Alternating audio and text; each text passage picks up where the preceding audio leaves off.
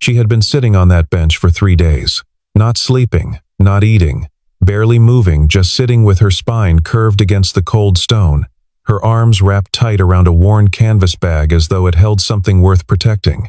The rain had soaked through her jacket hours ago, and her sneakers, white once, maybe, in another season, were split along the left sole, letting the puddle water seep in with every shift of her weight. People passed her on the way in and out of the hospital entrance. Some glanced down. Most didn't bother. A nurse had asked her once if she needed help. Elena had said no. A security guard had told her twice to move along, that the bench was not a shelter. Elena had nodded, walked to the edge of the parking lot, waited until he went back inside, and returned to the same spot. She had nowhere else to be. She had one thing left to do in the world, and she could not do it from anywhere other than right here. In her jacket pocket was a folded piece of paper, soft at the creases from being opened and refolded so many times the ink had started to blur. Her mother had pressed it into her hand the morning they took her by ambulance, not gently, not the way a sick woman touches her daughter, but with the grip of someone who needed to be certain the message got through. "Find him," her mother had said. "Before it's too late. Find Adrian Cole." Elena had looked at the name, looked at her mother's face, and understood that whatever came before this moment, all the years of silence, all the things her mother had never explained, had been leading here. She had written the name in careful letters on a fresh sheet of paper anyway, just so she would not lose it. She had not lost it. She had been sitting outside Hargrove Memorial Hospital for 71 hours, with that paper in her pocket, waiting for a man she had never met, watching every dark car that turned through the gate. Elena was 21 years old. She had grown up in a 2-room apartment on the east side of the city, where the radiator knocked all winter, and the landlord never came when called. Her mother, Margaret, had worked reception jobs, filing jobs, cleaning jobs, whatever came available, whatever paid on time. Elena had learned early not to ask for things that cost money, and not to cry about the things she could not have. She had learned to make meals from what was left at the end of the week, and to wear the same shoes 2 school years in a row. She was not resentful about any of it. She had simply grown up understanding that their life operated on a different set of rules than the lives she saw on television.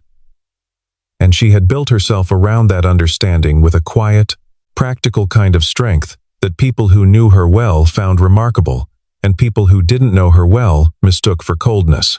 She worked 2 jobs: mornings at a diner on Haverford Street, evenings folding laundry at a dry cleaner 3 blocks from home. She sent money to her mother's account every Friday. She had been doing it since she was 17. Margaret had collapsed in their kitchen 4 weeks ago. The paramedics said it was her heart, a condition she had apparently been managing, or failing to manage, for years without telling her daughter. The ambulance brought her to Hargrove Memorial because it was the closest facility. The doctors there were capable, or said they were. The problem was the bill. The surgery Margaret needed was not an emergency surgery in the way that obligated the hospital to proceed regardless of payment. It was the kind of surgery that could be scheduled, postponed, reconsidered.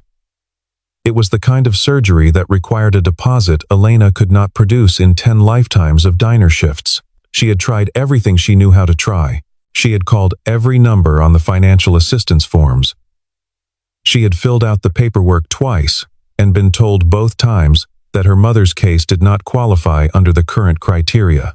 A caseworker with tired eyes had told her, not unkindly, that if the balance was not addressed within the week, Margaret would be transferred to a public facility across the city, where the wait list for her procedure was 14 months long. Elena knew, and the caseworker knew, and probably everyone on the floor knew, that Margaret did not have 14 months. She might not have 14 days. That was when Margaret had taken her daughter's hand and told her about Adrian Cole. Not everything. She was too weak for everything, but enough. A name. A company. "He'll remember me," Margaret had said. "Tell him my name. He'll know." Elena had not asked the questions that were pressing at the back of her mind, because her mother's hand was shaking, and the monitor beside the bed was beeping in a way that made the nurse come in and adjust something. She had just memorized the name, written it down, kissed her mother's forehead, and gone outside to wait. and she had been waiting ever since, through a thunderstorm on the first night, through a morning when a woman from the cafeteria brought her a cup of soup she hadn't asked for, and she'd had to blink very hard to keep from crying, through 2 more visits from the security guard, whose name tag said Ramon and who had, by the 3rd day, stopped asking her to leave and simply nodded at her when he passed. She had a name. She had a piece of paper. She had nowhere else to go. On the evening of the 3rd day, a motorcade of black vehicles turned through the hospital gate. Not ambulances, these were sleek, long-bodied sedans, moving in the coordinated way that meant someone important was inside. Elena stood up from the bench before she knew she was standing.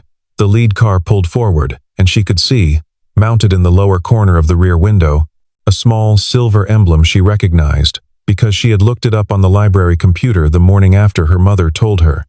A stylized letter C, inside a clean geometric frame. The logo of the Cole Group. She put her hand in her pocket and felt the folded paper, and she began to walk toward the cars before they had fully stopped. Adrian Cole was 44 years old, and had not, in recent memory, done anything without a reason. He moved through the world with the particular economy of a person whose time had been precious for so long that the habit of efficiency had become indistinguishable from personality. He was not a cold man. Exactly, the people who worked closely with him would have said something more nuanced than that, but he was contained, and he had been contained for a long time, and the containment had over the years taken on the quality of something structural rather than chosen, like load-bearing walls. He wore it the way he wore everything, without apparent effort, without apology. He had come to Hargrove Memorial that evening to visit a business partner who had been admitted 2 days earlier following a mild cardiac episode. A courtesy call, the kind of thing his assistant had initially offered to handle and Adrian had decided to do himself, partly out of genuine regard for the man, and partly because he had found, since his wife's death 3 years ago, that movement was easier than stillness, and hospitals at least gave him somewhere specific to be. He stepped out of the car and straightened his jacket. And his lead security man, a former federal agent named Douglas, moved smoothly into position at his right. The hospital entrance was lit in the way hospital entrances always were, aggressively, as though the fluorescence itself might ward off whatever had brought people there. Adrian was looking toward the door when something moved in his peripheral vision, a figure coming toward the motorcade at a pace that was not quite running, but was fast enough to make Douglas step forward. A young woman, dark-haired, thin, wearing a jacket that was soaked through. She had the look of someone who had been outside